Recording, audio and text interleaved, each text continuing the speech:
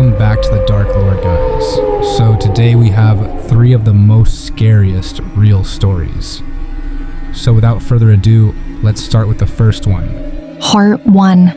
The Whispering Shadows. Sarah moved into the old Victorian house to escape the chaos of city life. Her first night was unsettling. The creaks and groans of the house were expected, but the whispers were not. At first, they were faint, barely audible murmurs that seemed to come from the walls themselves. As she wandered through the dimly lit hallways, the whispers grew louder, more insistent.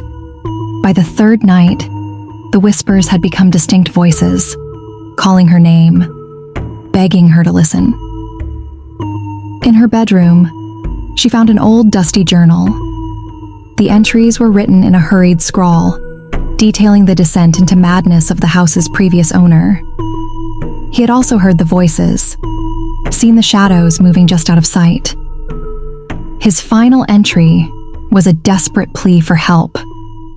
Terrified, Sarah decided to leave, but as she turned to go, the shadows around her deepened.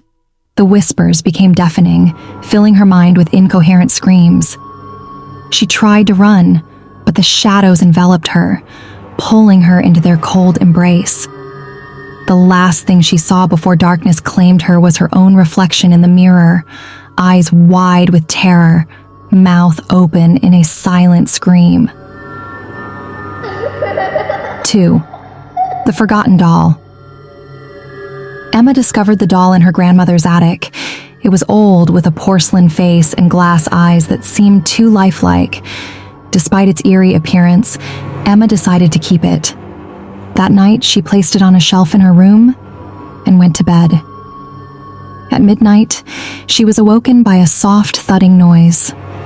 She opened her eyes to see the doll lying on the floor, its glass eyes staring directly at her. Thinking it had simply fallen, she picked it up and put it back on the shelf. But as soon as she turned away, the thudding resumed. Emma turned around to find the doll standing on its own, its head tilted, mouth forming a sinister smile. Frozen with fear, she watched as the doll began to move, its tiny feet pattering across the floor towards her.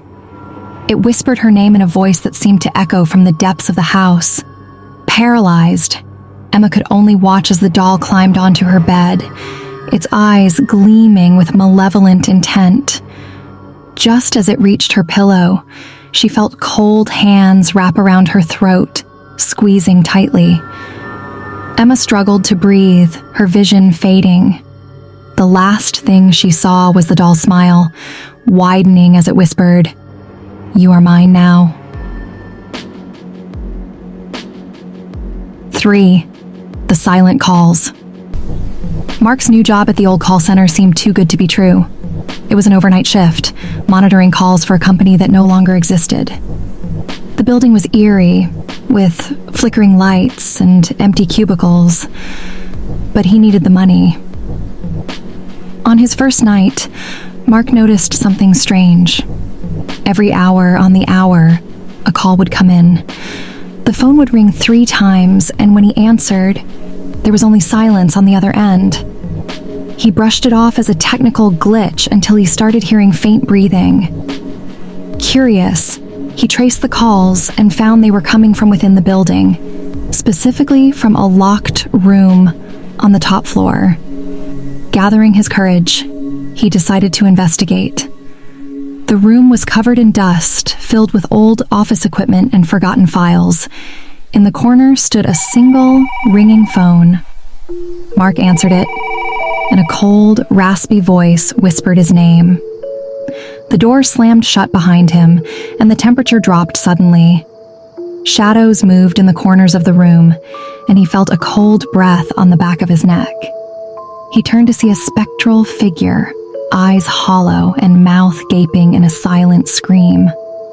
Mark tried to run, but the ghostly hands grabbed him, pulling him into the darkness. The last thing he heard was the phone ringing endlessly, echoing through the empty halls.